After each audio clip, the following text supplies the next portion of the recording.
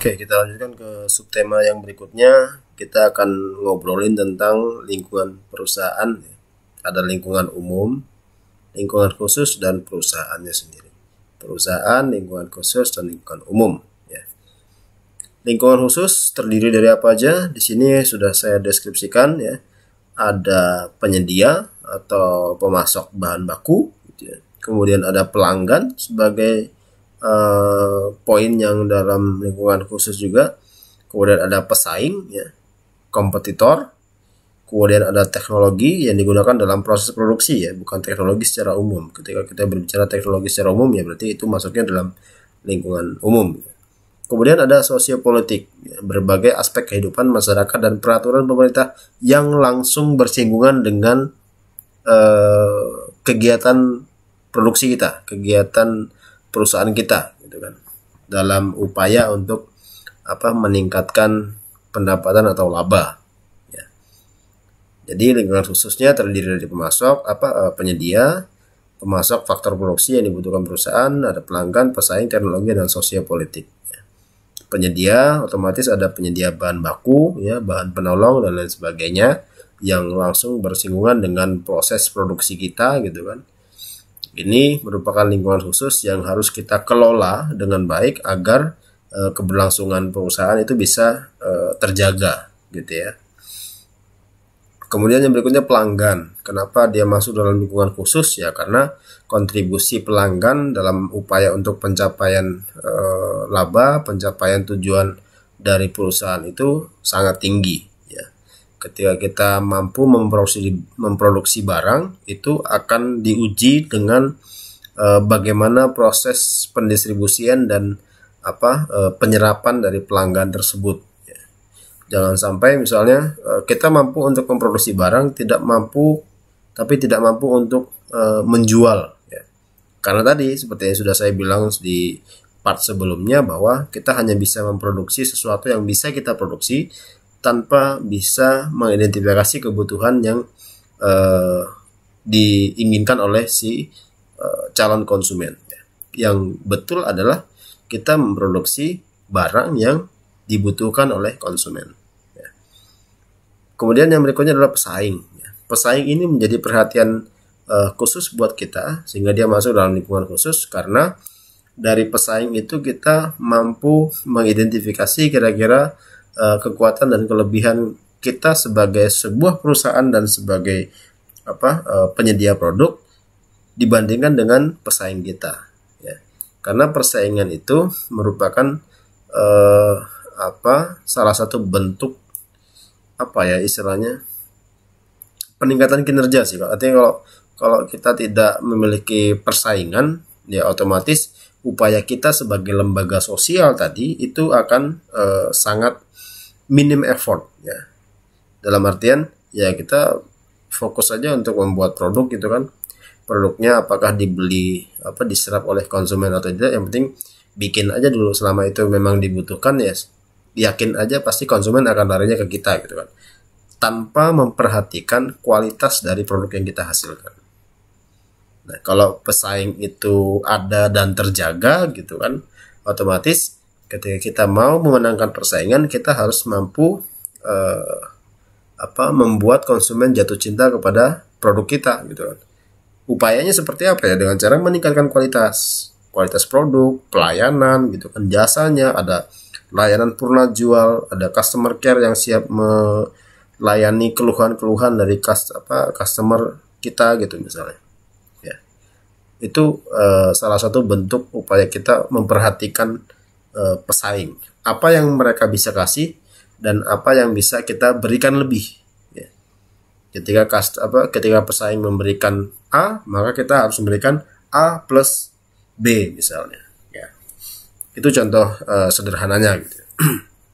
Kemudian yang berikutnya teknologi yang digunakan dalam proses produksi, seberapa mampu kita mengikuti perkembangan zaman. Konkretnya misalnya bagaimana penerapan teknologi dalam proses produksi yang kita lakukan sehari-hari gitu misalnya.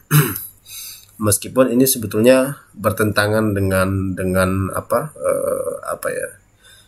kalau dulu kan kita lebih mengedepankan sumber daya manusia ya.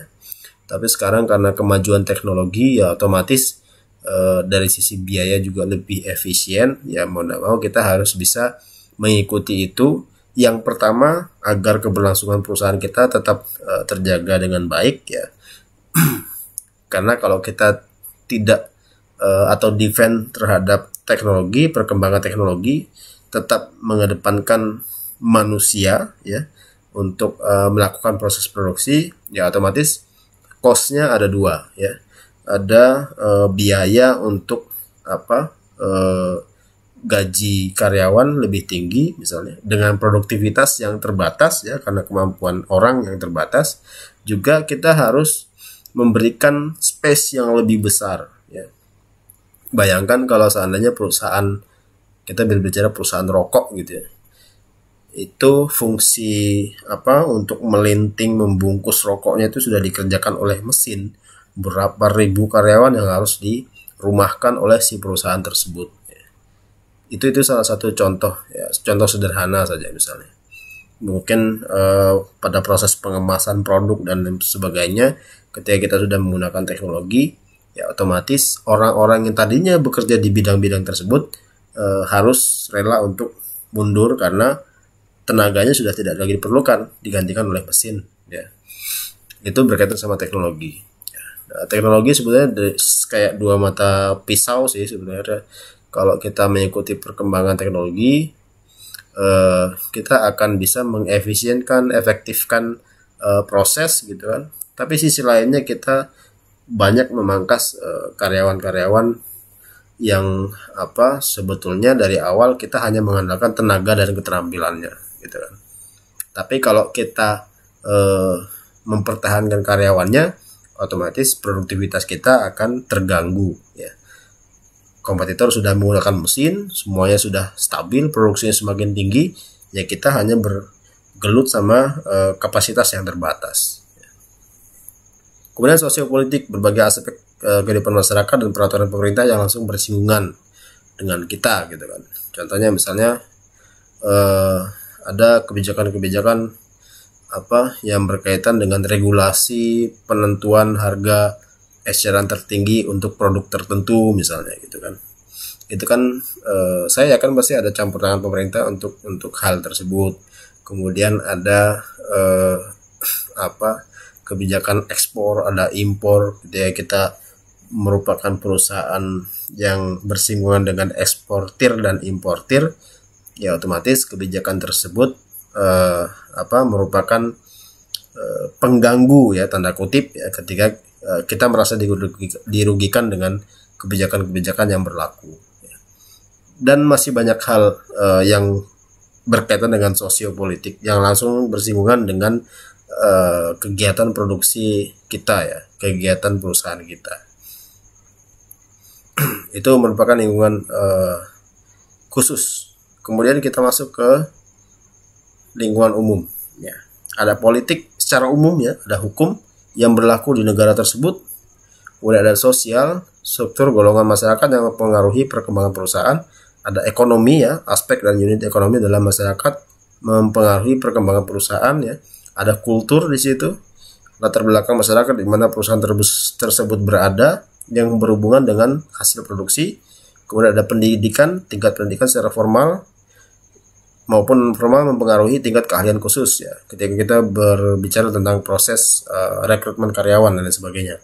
Teknologi secara umum, acuan perusahaan apabila ingin mengembangkan tingkat proses produksi dan kegiatan operasional ya. Ketika tadi kita berbicara teknologi yang sudah kita implementasikan, nah kalau yang teknologi secara umum otomatis yang bisa kita adopsi untuk peningkatan proses produksi. Kemudian demografi ya, meliputi sumber tenaga kerja, jenis kelamin, penyebaran penduduk dan sebagainya yang berkaitan dengan demografi ya. Biasanya sih jenis kelamin sama penyebaran ya, karena penyebaran penduduk apalagi di Indonesia kan tidak begitu merata, ada yang tingkat kepadatan penduduknya tinggi, ada yang rendah gitu kan.